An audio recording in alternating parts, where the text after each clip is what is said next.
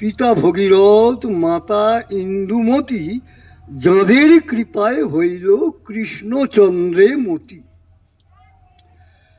তিনি গৌরের দরবারে থাকলেও তাঁর এই ভক্তিভাব, তাঁর এই কৃষ্ণপ্রীতি তাকে একটা মহৎ কার্যে নিযুক্ত করেছিল। সেটা কি? তিনি দেখেছিলেন যে কৃষ্ণের জীবন কাহিনী একমাত্র ভাগবতে বর্ণিত আছে, কিন্তু সে তো সংস্কৃত। সাধারণ মানুষের কাছে কৃষ্ণের লীলা কাহিনীগুলি, জীবন কাহিনীগুলি জানার কোনো উপায় ছিল না। ওই কিছু কিছু ওই কীর্তনের আসরে বা গানের মাধ্যমে তা জানতে পারতেন, কিন্তু সাধারণ মানুষ কিছুই জানতেন না। তিনি তাই একটা বিরাট কাজ করলেন। লোক নিস্তারিতে যাই পাঁচালি রচিয়া। সেটা কি পাঁচালি না? সংস্কৃত ভাগবতের দশম স্কন্ধ, মানে দশম অধ্যায়, যেখানে শ্রীকৃষ্ণের জন্ম থেকে মৃত্যুর পূর্বভাগ পর্যন্ত বিষয় লীলাগুলি বর্ণিত আছে, তিনি সেটা বাংলায় অনুবাদ করে ফেললেন। তার নাম হলো শ্রীকৃষ্ণ বিজয় কাব্য। নাম শুনেছেন, অনেকে বোধ হয় পড়েওছেন। হরিদাস ঠাকুরের পাটবাড়িতে আগে বই ছিল, বোধ হয় এখন সব বিক্রি হয়ে গেছে, নেই। যাই হোক, সেই শ্রীকৃষ্ণ বিজয় কাব্যেও উনি বাংলায় লিখলেন, অনুবাদ করলেন। এর ফলে সর্বস্তরের মানুষের কাছে কৃষ্ণের লীলা কাহিনীগুলি পৌঁছে যাবার সুযোগটা এলো। কীর্তনে যায় এসে কপি করে বিভিন্ন লীলা কাহিনী লিখে নিয়ে গিয়ে কীর্তনের আসরে গান বেঁধে গাইতে লাগলেন বিভিন্ন জায়গায়। তাহলে সাধারণ মানুষ বিশেষভাবে উপকৃত হয়েছিল। কৃষ্ণ প্রীতি, কৃষ্ণ অনুরাগ তাদের মধ্যে দেখা গিয়েছিল। এমনকি কুলিন গ্রামে সেই সময় একটা এমন অবস্থা হয়েছিল যে চৈতন্যদেব বলে গেছেন, কি বলে গেছেন চৈতন্য চরিতামৃতে, না কুলিন গ্রামের কথা কহনে না যায়, শুকর চড়ায় ডোম সেহ কৃষ্ণ গায়। তাহলে বুঝুন, ওপর স্তরের মানুষ থেকে নিচের স্তরের মানুষ পর্যন্ত সেই কৃষ্ণ কাহিনী তাদের কাছে সহজলভ্য হয়ে গেছিল। এ তো গেল। এই কাব্য আজও খুবই পঠনীয় বা পাঠ করার উপযোগী কাব্য। আচ্ছা, এর ওই মালাধর বসুর সন্তান মধ্যম পুত্র লক্ষ্মীকান্ত বসু, তিনিও পাঠান দরবারের সঙ্গে যুক্ত ছিলেন, কারণ তাঁর ওপর এই এলাকার শাসনভারটা ওই নবাবী ফরমান বলে দেওয়া হয়েছিল। এই জন্য তার নাম লক্ষ্মীকান্ত বসু। নবাব দরবার থেকে উনিও একটা উপাধি পেয়েছিলেন, সত্যরাজ খান। আর মালাধর বসু ওর কাব্যখানির জন্য, শ্রীকৃষ্ণ বিজয় কাব্যের জন্য গুণরাজ খান এই উপাধি প্রাপ্ত হয়েছিলেন, দুজনে, বাবা এবং ছেলে।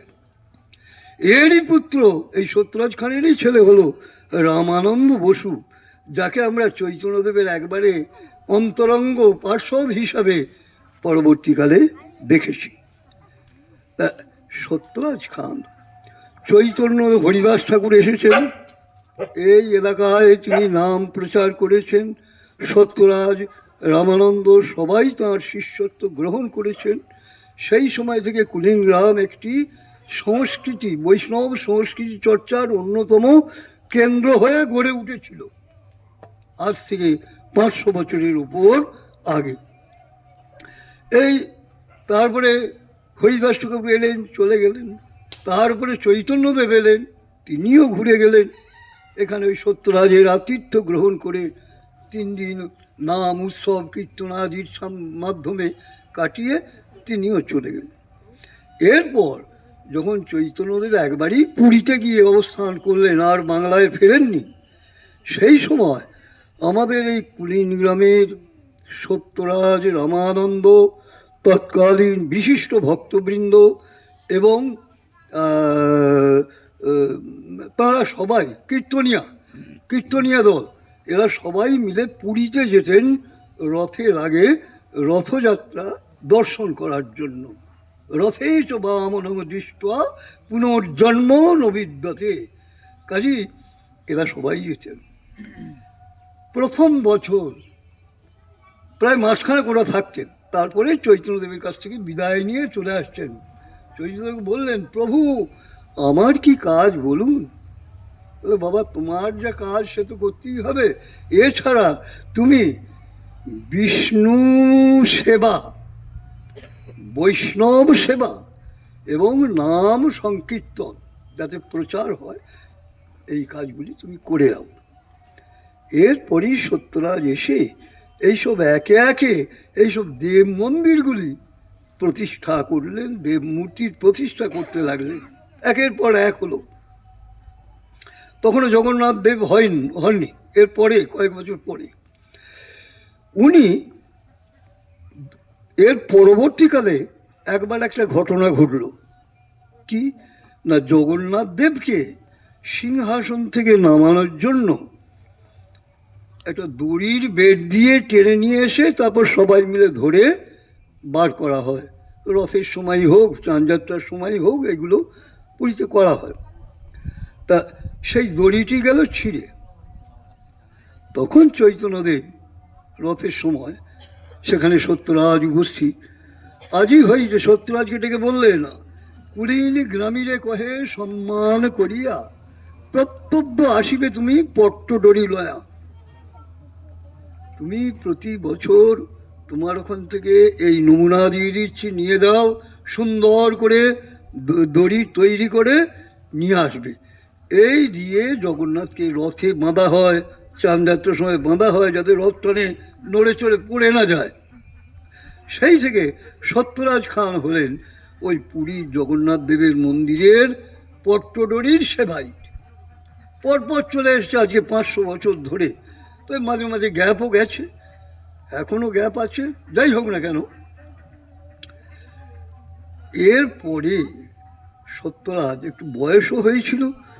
তারপরে তখনকার দিনে এখান থেকে পুরী যাওয়া মানে হাঁটা পথে যাওয়া, মাঝে নদী নালা, বন জঙ্গল, সাপ হিংস্র জন্তু, চোর ডাকাতের ভয় আছে। আর সত্যরাজের বয়সও হয়েছিল, উনি আর যেতে পারলেন না। কিন্তু ওই রামানন্দ গেলেন, অন্যান্য ভক্তবৃন্দ সব গেলেন, কীর্তন নিয়ে দলও গেলেন, পট্টডরিও গেল, কিন্তু সত্যরাজ আর পারলেন না। এই দীর্ঘ পথ যাওয়ার যে ক্লান্তি, পরিশ্রম বা শক্তি আর তার ছিল না। তিনি মনে বড় কষ্ট পেলেন। তখনই তিনি এইখানে সেই জগন্নাথ দেবের প্রতিষ্ঠা করলেন। এই থেকে সেই জগন্নাথ দেব আজ 507-8 বছর হয়ে গেল পূজিত হয়ে আসছেন, অগণিত ভক্তকে দর্শন দিচ্ছেন। এমনকি পুরীর পাণ্ডারাও ওখানে দর্শনার্থীদের বলে দেন যে এখানে দর্শন করলে একবার কুলীন গ্রাম গিয়েও দর্শন করবেন। এই মানে যাত্রীদের মুখেই শোনা, তারাই বলেছেন যে আমরা ওখানে এসেছি কুলীন গ্রামে। যাই হোক, এইভাবে আমাদের এই জগন্নাথ দেবের প্রতিষ্ঠা। এপাশে দাপর, ওপাশে ত্রেতা রামচন্দ্রের মন্দির।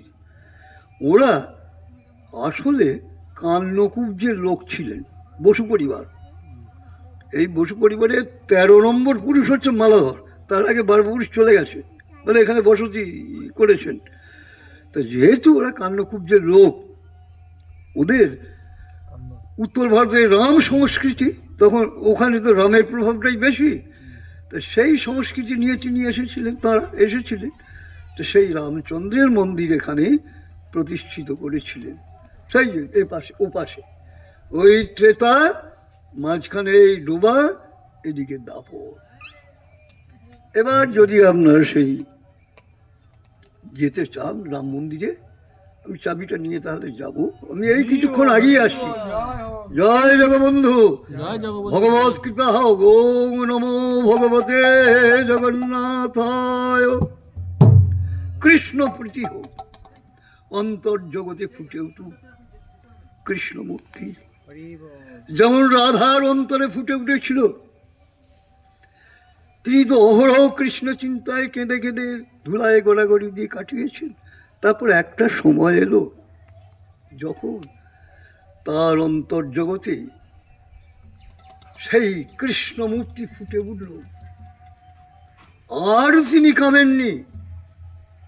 তিনি সখীদের কাছে বলছেন, কি কহব রে সখী, আনন্দ ওর, চিরদিন মাধব মন্দির মোর। কোথায় মাধবকে খুঁজতে যাব? তিনি তো আমার হৃদয় মন্দিরে সব সময় বিরাজ করছেন। এই যে অনুভূতি, এই অনুভূতি যখনই আসবে তখনই সব কৃষ্ণময় হয়ে যাবে। কৃষ্ণই সর্বময় আর সর্বই কৃষ্ণময়। এই অনুভূতি এলেই তো হয়ে গেল, সাধনার চরম স্তরে পৌঁছানো গেল। এর বেশি তো আর নেই। একেই বলে ব্রহ্মজ্ঞান। এবার হ্যাঁ, জয় শ্রীরাম সব একাকার হয়ে যায়। আমি শ্রীরাম তুমি, মন্দির তুমি দর্শন। আমি। চৈতন্যদেব তো এই রাধাভাবের সাধনা নিয়েই করেছিলেন শেষকালে। এবং সেইখানে একটা কথা বলা হয়নি, এই মালাধর বসুর কাব্য পড়ে চৈতন্যদেব এত খুশি হয়েছিলেন যে তিনি বললেন, গুণরাজ খান কইল শ্রীকৃষ্ণ বিজয়, তাহে এক বাক্য আছে মহাপ্রেমময়। তাহলে সেই বাক্যটি কি? নন্দের নন্দন কৃষ্ণ মোর প্রাণনাথ। এই বাক্যটি, এই বাক্যে বিকাইনু তানো বংশে মাত। এই কথাটার জন্য আমি তাঁর বংশেই মাথা বিকিয়ে দিলাম। তাহলে কত বড় কথা! কি না, নন্দের নন্দন। আমাদের ইষ্টকে সেই তো কৃষ্ণ, ব্রজেন্দ্র নন্দন। সেই নন্দের নন্দন কৃষ্ণ, তিনি এই তাঁর সাধন ধারাকে বিশেষভাবে পরিপুষ্ট করেছিল এই লাইনটি। তাহলে কত বড় বোদ্ধা তিনি ছিলেন যে তিনি উপলব্ধি করতে পারলেন এবং সেইটা নিয়ে এখানে এসেছিলেন। জয় জগন্নাথ। ধুলি পদধূলি ধূসরিত এই কুলীন গ্রাম, এখানে এলেও পুণ্য। যাই হোক, আপনারা এসেছেন, জয় কুলিন আমি গ্রামের যা জয় হোক। জানলাম বললাম, কুলিন গ্রামের বৈষ্ণব বৃন্দের আশা জয় করি হোক। সন্তুষ্ট হয়েছে। এইবার যদি যেতে চান রাম মন্দিরে, আমি একটু রাম চাবিটা মন্দির নিয়ে দর্শন যাচ্ছি। করুন, রাম মন্দির দর্শন করুন। হরি বল, জয় কৃষ্ণ। হরি বল, হরি বল, এই অধমকে হরি বল। এই রাস্তা দিয়ে চলুন। জয় জয় মা।